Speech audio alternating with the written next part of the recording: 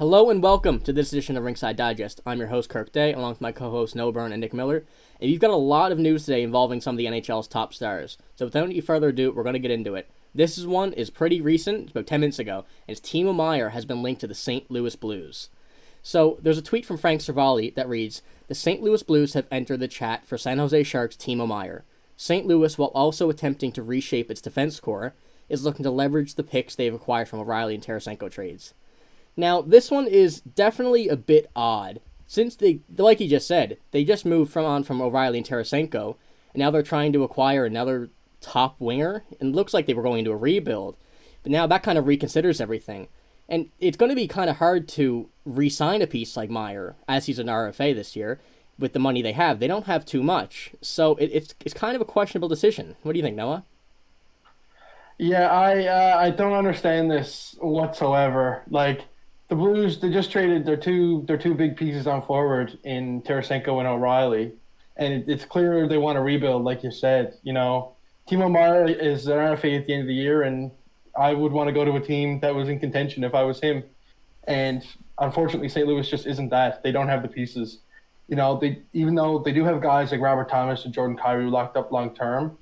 I don't think you trade your picks and prospects, but you'd rather have them develop kind of around those guys and Kyrou and Thomas, right? Like Timo Meier is not the answer in St. Louis, but it's going to be very interesting to see what they do come March 3rd. Yeah, I gotta agree with you. I don't know what's going on there. Like you just trade your captain and you trade who was probably the guy who was probably the face of your franchise for the longest time. And then you just want to acquire like another winger by trading picks that you got for trading those guys. Like you just acquired draft picks. It looks like you're going into a rebuild. Like could they be going into like a retool? Like maybe try to get some faces shipped out for some new ones, or I don't know, because like Kirk said, they're not going to be able to re-sign him very easily. So I don't see what's going on here. Yeah, for sure. And if they did want to re-sign him, they would probably have to trade a defenseman. And right now they have 5.4 million cap space.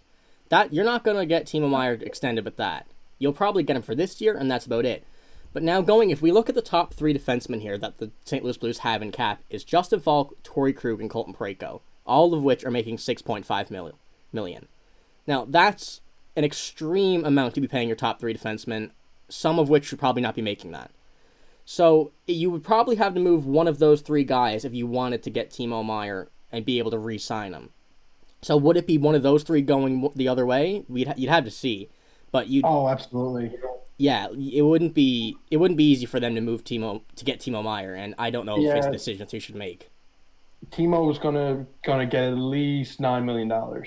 Yeah, for sure. With the way it's got like the market's going lately, I'd be shocked if he doesn't get $9 million come July 1st. Yeah, for sure.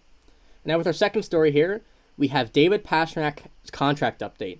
So right now, the Boston Bruins and David Pastrnak's camps are still in conversation. So right here, Pierre LeBrun says, ongoing dialogue between the possible extension continues between Bruins and Pastrnak's camp. And it's an article to The Athletic. Now, the Boston Bruins, they don't have a lot of money. They don't have a lot of prospects either. So having to sign David Pastrnak, who is having a career year, this year he has in 56 games, 77 points and 41 goals. That's only one goal behind McDavid. He's easily getting over 10 million. No question. And will the Boston Bruins be able to get him that? That's something we're going to have to figure it out. So what do you think about it, Noah? He's a superstar and deserves superstar money. Plain and simple, And there's a common theme over there in Boston where they don't like to pay their players. I mean, outside of Charlie McAvoy, I think Charlie McAvoy got $9 or $9.5 million, but they're not a fan of giving big money to big time players. If Pastrnak decides to work to walk. If Pastrnak decides to walk there, teams will be lined up to offer him a contract, right? Personally, it would not surprise me. Like he deserves all the money in the world, and with like you said, a lacking prospect pool, I don't see them a contender in 2 to 3 years. Sorry, Bruins fans. Yeah, I think this is rather uncharted territory for Boston. Aside from McAvoy, like you said, they haven't really paid anybody. Like they're giving Bergeron, they're giving Marchand $6 million. They were giving Pastrnak $6 million up until this year. Now Bergeron's on a $2.5 million this year, but in his last contract he was making roughly $6 million. It's interesting to see what Boston's going to do, because I think that if he decides to leave, he'll easily get offered 12 by 7 anywhere else. And a team more capable than Boston will likely be offering him that deal. So could we see a hometown discount, or is this really the last dance for Boston? Yeah, it's like Pastrnak I can see being on 15 plus teams' radar if he do become available. Oh, like, absolutely. If you have the money and you need a winger, why even consider passing up on him? He's one of the top wingers in the league. You have to at least give yourself a chance of trying to get him if you have the opportunity to. I know I would pay big money for a perennial 40-goal scorer on my team. Yeah, for sure. Plain and simple. Yep. And now with our third and final story here, we have Mark Stone was moved to the LTIR from Vegas. So we've seen this before. Like many teams have, well, I wouldn't say many teams, but we've seen it before in the past few years. So now Mark Stone's $9.5 million being moved to the LTIR is huge for Vegas. That gives them pretty much the flexibility to do whatever they want. Now the 9.5 gets moved, but their cap space gets to 8.75. Still, with that money, that gives them the flexibility to do whatever they want. So they have infinite possibilities of what they can do at the trade deadline. So if they want to get a defenseman, get a forward, get a goalie, they have the opportunity to do it. What do you think, Noah? Let me hear it. Yeah, say what you want about the LTIR little scheme thing. It's allowed, and I know it's not like most fans aren't too happy about it, but it is allowed under the CBA. To add 8.75 million to an already really, really solid Vegas team is absolutely crazy.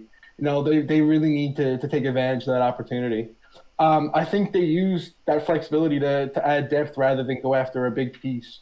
You know, to bring a couple guys in on 1-year deals, maybe a couple names come to mind, like a Max Domi, a Sean Monahan, maybe even a Barbashev. I mean, we were just talking about St. Louis, but I like Barbashev.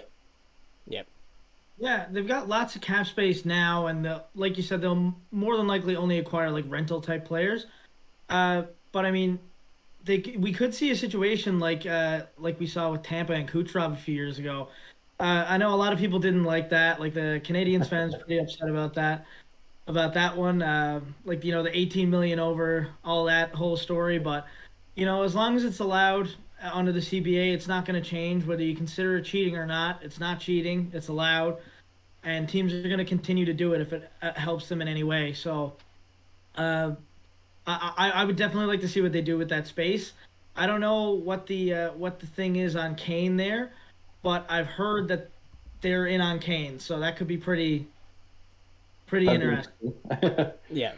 And being able, like, having Kane go to the Golden Knights, that would be something to see.